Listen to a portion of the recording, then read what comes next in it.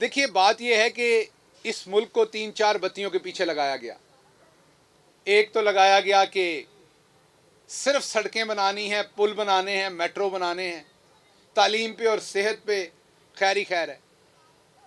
ज़िंदगी में हर चीज़ ज़रूरी होती है, सड़कें भी ज़रूरी हैं अगर वो उतने पैसों में बने जितने में बननी चाहिए, लेकिन उसके साथ साथ सबसे पहली चीज़ तालीम और सेहत है। सेहत के लिए हम इंसाफ कार्ड ला चुके हैं। आपको पता है पिछले हफ्ते से 2 हफ्ते पहले से लाहौर में शुरू हो चुका।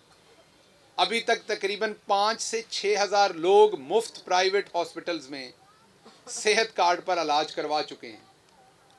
वो वाला मर्ज जब होता था गरीब आदमी को, दिल का या कोई और ऑपरेशन, और वो चुप करके अपने मरीज को घर ले जाते थे बगैर किसी को बताए हुए अपनी सफ़ेद पोशी रखने के लिए, क्योंकि उनके पास पैसे नहीं होते थे। उन्हें पता था 2-3 महीनों में हमारे मरीज़ ने मर जाना है।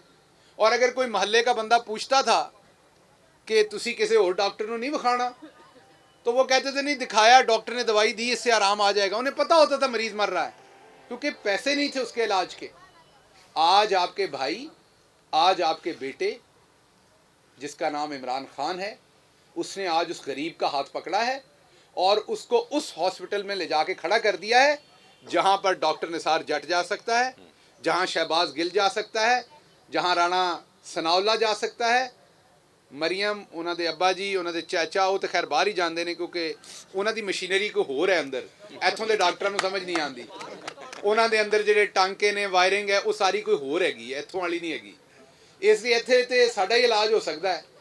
सो इमरान खान ने आप सबको वहाँ पे ला खड़ा किया है कि अब आपका मरीज घर में पैसे ना होने की वजह से मरेगा नहीं। जिंदगी और मौत अल्लाह के हाथ में है।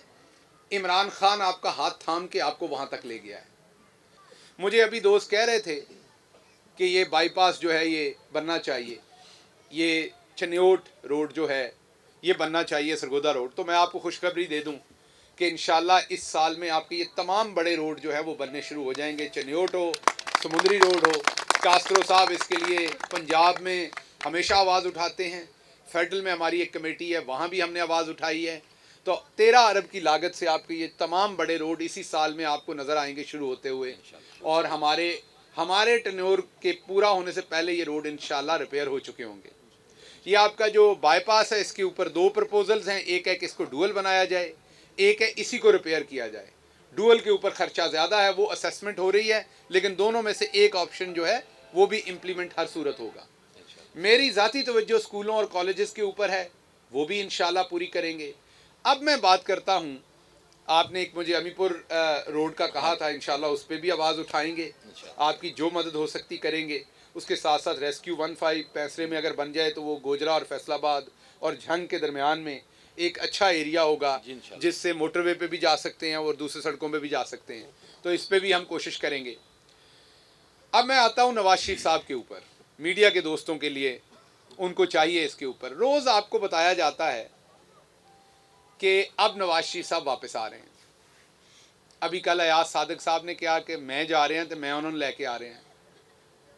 नवाज शरीफ साहब रस्ता भुले हुए ने जो अयाज सादिक साहब ने लेके आना, या कोई दुशीज़ा ने 16 साल की कले कोई नवा फैसला हो गया होया कि महरम तो बगैर सफ़र नहीं हो सकता, तो हुण अयाज सादिक साहब जिहड़े ने वो उन्होंने महरम ने कि उन्होंने लैके आना है।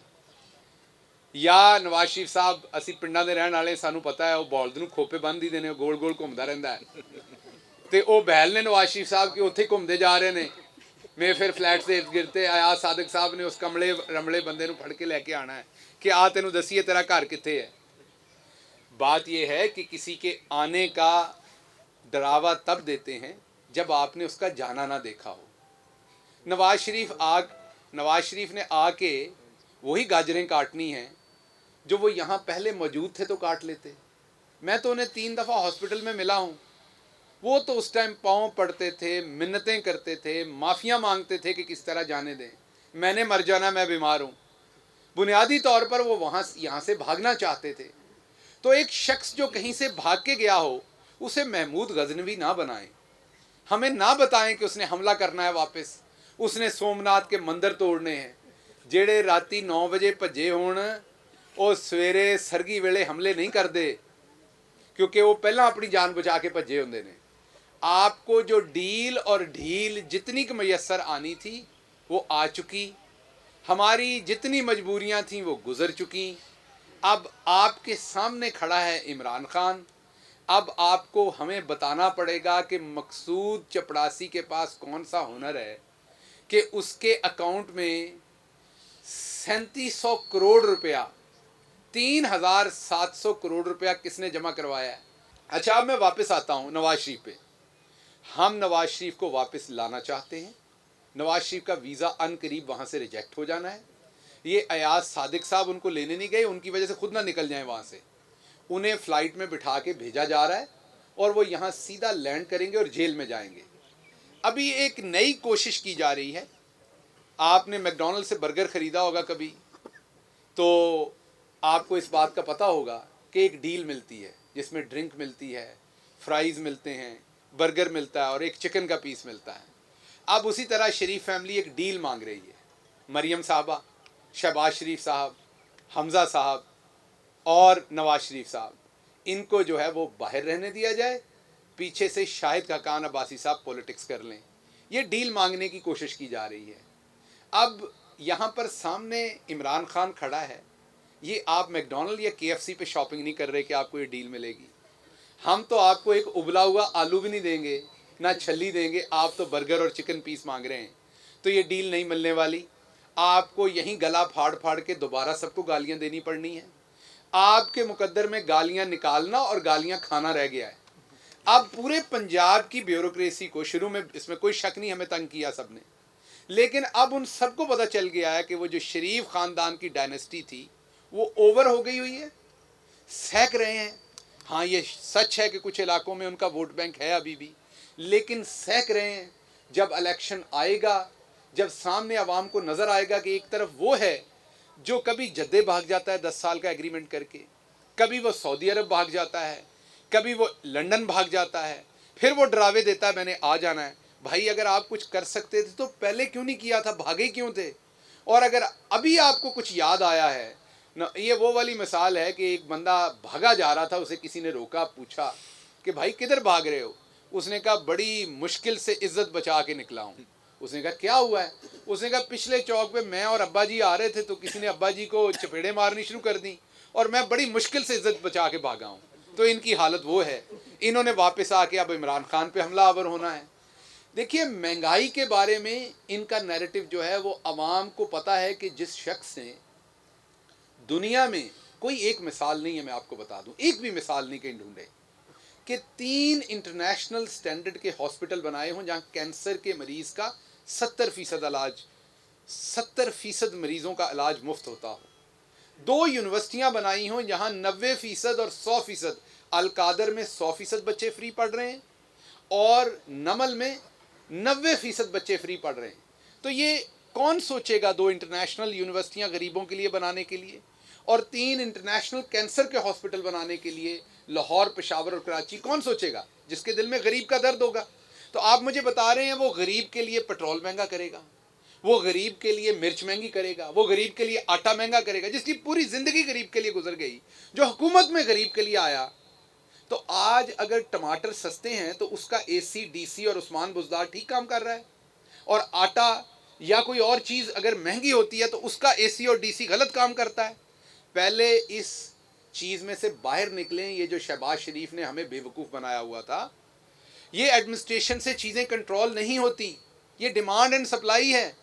तुसी बड़े सारे जिम्मेदार खलोते हो, ਇੱਥੇ दुहाने साढ़े ज़्यादा हो जाए तो सड़कों पर रुल जाते हैं, घट होने तो लोग मिन्नतां करते फिरते हैं। कणक ज़्यादा हो जाए जिमीदार दी तो लोग ਉਹਦੇ ਕੋਲੋਂ मिन्नतां कर, ਉਹਦੇ ਕੋਲੋਂ खरीदते नहीं है, वो बोरियां लेने वास्ते मिन्नतां करता है। गंदम कम हो तो लोग आपके पीछे फिरते हैं। तो it is a demand and supply, and demand and supply increase हो सकती थी अगर हमने अपने फूड सेक्टर के ऊपर इन्वेस्टमेंट की होती। अगर आपने यहाँ पर इसी बाईपास के इर्द गिर्द सारी जगह पर आपके कोल्ड स्टोरेज बने होते, जैसे ही टमाटर आता, ज़िमीदार का टमाटर 5 रुपये किलो फसल से ना उठता, उसे 30 रुपये मिलते, आपको सारा साल वो टमाटर 40 रुपये में मिलता, 300 में ना मिलता। वो स्टोर होता, यही आलू का होता, यही करेले का होता, यही आपके साथ दूसरी चीज़ों का होता। तो आबादी बढ़ी है एकदम आपकी, 30 साल में आपने डबल कर दी आबादी। क्या प्रोडक्शन भी आपने डबल की? हुण सारा कुछ साढ़े ते पा दिओ 3 सालां दे विच। इन्हां 30 सालां च असीं हुकूमत च बैठे होए सां। सो हम चीज़ें दुरुस्त कर रहे हैं। आपको आज की ब्लूमबर्ग की रिपोर्ट है, जो दुनिया का एक मुस्तनद जरीदा है, कि ये जो 2022 का साल है, इसमें पाकिस्तान की इकॉनमी अमेरिका, यूके और दुनिया के अमीर तरीन मुल्कों से ज़्यादा तेज़ी से ऊपर जा रही है। ये मैंने आज ट्वीट किया है। इसी तरीके से आपको देखना पड़ेगा कि आज आपकी एक्सपोर्ट बढ़ गई है, आपके रेमिटेंसेस डबल हो गए हैं, लेकिन इनके लिए हुए कर्जों का जवाब तो आपको देना पड़ना है ना, वापस करने पड़ने। अभी से जून तक 8.5 अरब डॉलर हमने कर्जा वापस करना है।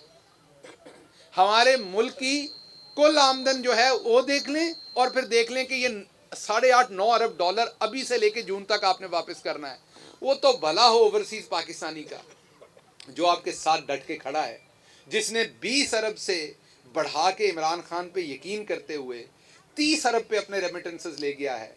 वो जो 10 अरब बढ़े हैं, उसकी वजह से जो इन चोरों का लिया हुआ कर्जा है, 11 अरब हमने हर साल वापस करना है, वो हम कर पा रहे हैं। हमें कहते हैं हम ज़्यादा कर्जा ले रहे हैं बाहर से, ये बिल्कुल झूठ है। हम हर साल 2.3 अरब डॉलर कर्जा ले रहे हैं बाहर से नेट। मैं दोबारा रिपीट कर रहा हूं, हम 2.3 अरब डॉलर कर्जा ले रहे हैं, क्योंकि पैसे पूरे नहीं होते जो 11 अरब इनका वापस देना है। 11 अरब डॉलर हमने इनका हर साल वापस देना है, जो ये लेके गए। उसके लिए बहुत सारे पैसे तो हम अपने खर्चे कट करके पूरे कर चुके हैं, लेकिन जो हमसे पूरे नहीं होते उसके ऊपर हमें 2.3 अरब डॉलर लेना पड़ता है कर्जा, इनका कर्जा वापस करने के लिए। ये कितना कर्जा लेते रहे हर महीने, हर साल? 4.5 अरब डॉलर, हमसे दुगने से भी ज्यादा। तो ये हमें कहते हैं कि आपने कर्जे ज्यादा लिए, और इन्होंने उसका इंटरेस्ट भी नहीं देना था। ये 5 अरब वापस करते थे साल का, और हम 11 अरब वापस करते हैं इनका लिया हुआ कर्जा। तो आप लोगों के ऊपर इस टाइम बिल्कुल पूरी दुनिया में सख्ती है, यहां भी है। महंगाई है, पेट्रोल आज भी ऊपर गया है। 15 दिन बाद सस्ता होगा तो सस्ता करेंगे, महंगा होगा तो महंगा करना पड़ेगा। पेट्रोल आज भी ऊपर गया, मानते हैं, क्योंकि पूरी दुनिया में महंगा हुआ है। कमोडिटीज़ की प्राइसेस ऊपर हैं, लेकिन हम ये देख रहे हैं कि अगले 2 से 3 महीने में ये तमाम चीज़ें नीचे आएंगी, ये कीमतें कम होंगी। उसके बाद इनके पास कोई नैरेटिव नहीं होगा, और ये फिर खज्जल ख़राब होंगे। और आखिरी बात आपके साथ करता चलूँ कि अब शहबाज शरीफ नहीं बच सकेगा। शहबाज शरीफ ने आखिरी ऑफ़र की है, हाथ फैलाया है 4 की डील उठाने का। ये वादा दिया है कि मरियम भी सियासत नहीं करेगी। अगर आप 4 की डील दे दें हमें, मुझे, मेरे बेटे को, मरियम साहबा को और नवाज शरीफ साहब को बख्श दें, हम लंदन चले जाते हैं सारे। ये जो कहते थे एक पेज फट गया है, वो असल में अब अपने शनाख्ती कार्डों के ऊपर खाली पेज ढूंढ रहे हैं कि वीज़ा किड़े मुल्क दा लवाना है तो किदों लवाना है। मैं अब आपको बताता हूँ, इमरान खान ने मोहर तैयार रखी हुई है, हाथ में पकड़ी हुई है, और वो मोहर है आपके वारंट पे, जिसके थ्रू आपने जाना है जेल में। हुण वीज़े नहीं लगने, जो होना सी हो गया। ठीक है, कई बारी लोग कमला समझ के लुट लेंदे ने। असी नवे आए सां हुकूमत दे विच, सानू तुहाडे चलित्तरां दा नहीं सी पता। सानू नहीं सी पता कि मकसूद चपड़ासी तो लैके हस्पताल दे MS तक तुसी अपने बंदे भर्ती कीते ने। तुसी कहंदे हो खून नवाज शरीफ दा है, लेकिन उत्थों किसी कसाई कोलों कट्टे दा खून लैके विच पा के ਉਹਦੇ प्लेटलेट्स चेक करके ते तुसी वो थल्ले करके ते वो चोर नूं उत्थे भेज दिता है। इंशाल्लाह उसको भी वापस लेके आएंगे और एहतसाब होगा, और अन करीब आप शहबाज शरीफ को इंशाल्लाह सलाखों के पीछे देखेंगे, क्योंकि एक एक चपड़ासी के अकाउंट में 4-4 अरब रुपया आया है। जवाब देना पड़ेगा कि वो 4 अरब रुपया कहाँ से आया है।